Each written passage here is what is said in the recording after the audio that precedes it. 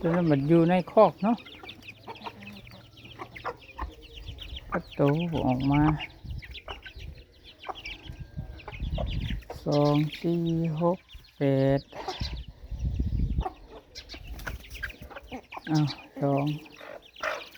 4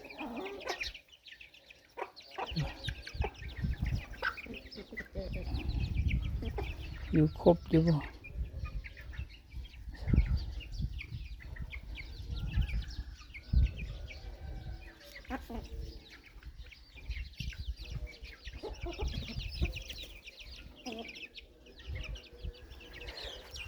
ครบอยู่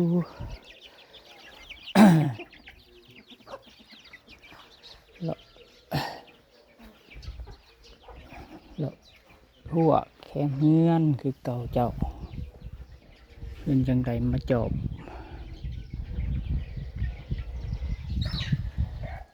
บวบแก่แล้วบ่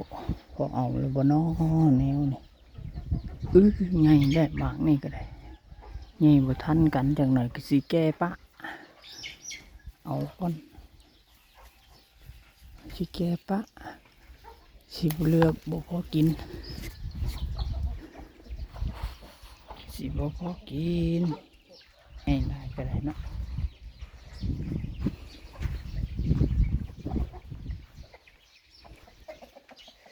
ดึงดกก็ดกลงมากินดกก็ได้ดกกระจิบก็ลงมากินดีดกกระจิบลงมากินข้าวน้ำไก่เนาะ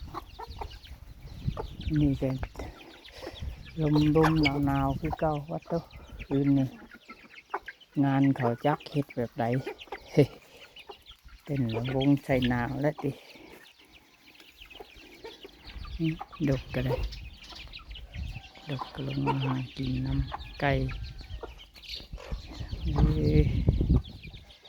ทางกินเดี๋ยวเราเข้าไปกินข้าวไป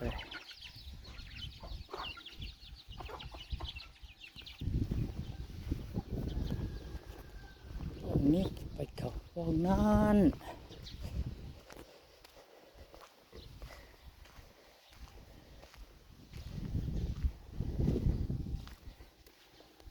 เลาะแถวหัวแถวเฮือนนี่แหละพี่น้องเกี่ยวไก่เกี่ยวหมูแล้วก็เลาะบ้านตอนเช้าเลาะบ้านไปลินน้ำมูลินน้ำบ้านน้ำเมืองไปเลาะบ้านเลาะเมืองคือเก่าเรื่องหมูคือแล้วก็ได้หมูก็อยากแต่เช้าไก่ก็กินแต่เช้าดกชมดอกหมางงิ้ว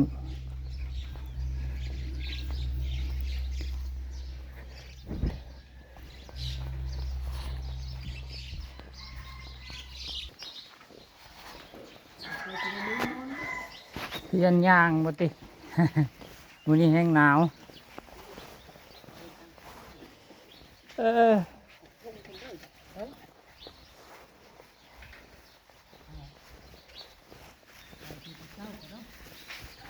เข้าในบ้าน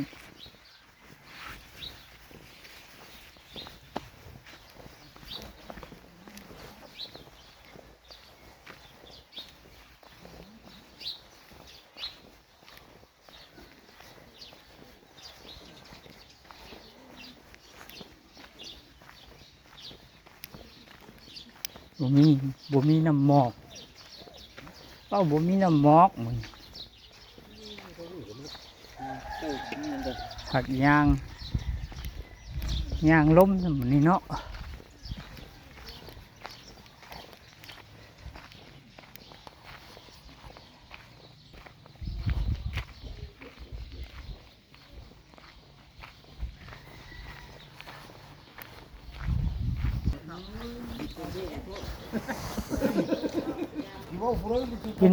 กินเบียร์มาแล้วติดดาวบ่เอามังนักเลยเอาได้หมูว่าเฮ็ดลิ้นว่าบ่อยากกินอยากลิ้นมันเอากำลังกันมันเคยทะลุมบ่ได้ดีแล้วอยากกินได้เอาได้มันอื่นกินไม่ได้กินบ่ได้ก็อยู่แล้วบ่จะบดยาก ว่าเรานั่นก็เราบงยาไปแล้วมันก็เบิดลูก เออ ลิ้นนั่นก็นี่คันอยู่นะ อยากใช้ยากแล้วเราบองยาให้กินน้อยบัดมีแห้งได้ เราพอจุกันเรามาที่นี่ใช่พวกมันกับไผ่เด็กจริงคือมาลองคิดได้ไหมเราลองยากเองมันตัวให้กินน้ำมันบ่นี่น้ำมันเราเป็นเราตัวตัวแดงคือแค่